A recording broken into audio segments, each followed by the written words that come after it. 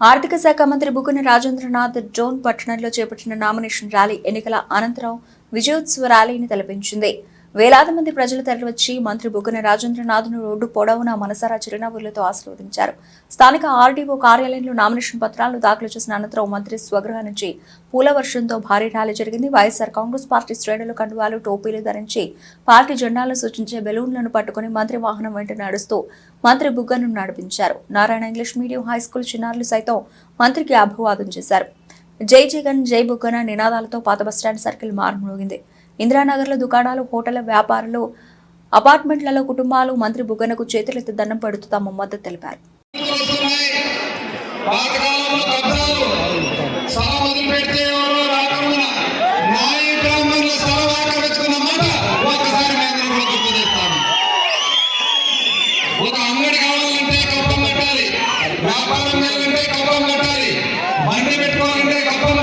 చివరకు ప్రకృతిగా ఆ ఫ్లేవర్ కింద ఉన్న బంతులకు కూడా మీరు కప్పలు వసూలు చేసే మాట వాస్తవం కాదని చెప్పి నేను అడుగుతాను. మనం తెచ్చుకున్న మాట గర్వంగా కాదని చెప్పి నేను తెలియదు. అదేవిధంగా అభివృద్ధి గురించి వీళ్ళ చిత్తశుద్ధి గురించి చెప్పమంటారా?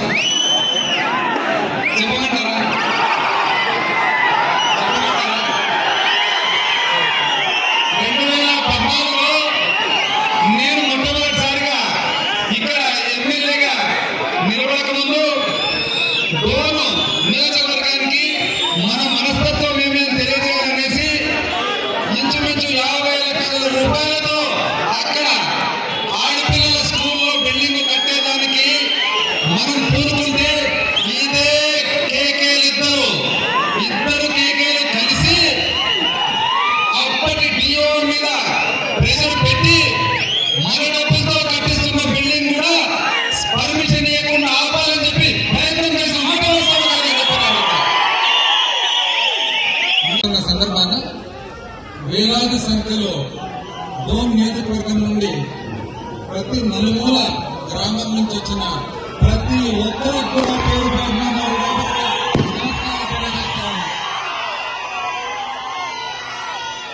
మొట్టమొదటిగా 2014లో కూడా నన్ను ఆదరించి నా మీద, జగన్మోహన్ రెడ్డి గారి మీద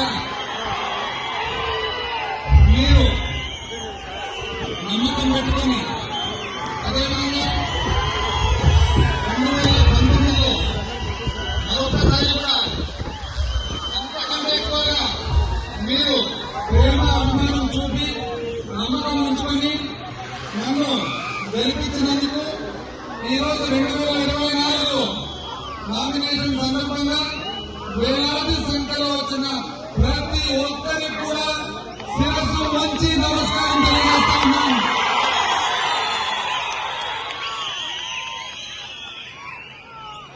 ప్రజాస్వామ్యంలో ఎంతో కీలకమైనది ఎన్నికలు. ఒక ప్రజాస్వామ్యంలో మాత్రమే మనకు కావాల్సిన పాలకులను మనం ఎన్నుకునేదానికి ఒక అవకాశం. అయితే ఈ ప్రజాస్వామ్యంలో అన్ని పనులు పక్కన పెట్టి ప్రజాస్వామ్యము కొనసాగడానికి కానీ ప్రజాస్వామ్యము నిలబెట్టడానికి అందరికంటే గొప్ప త్యాగము మీరు కార్యకర్తలని చెప్పి రాజశేఖర రెడ్డి గారి కుమారుడు అయిన జగన్మోహన్ రెడ్డి గారు అంటే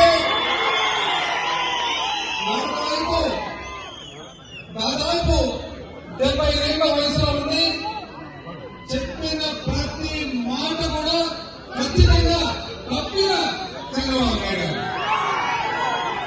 డోన్ నియోజకవర్గంలోని ఖాళీని పూరించడానికి నామినేట్ చేయబడినారు.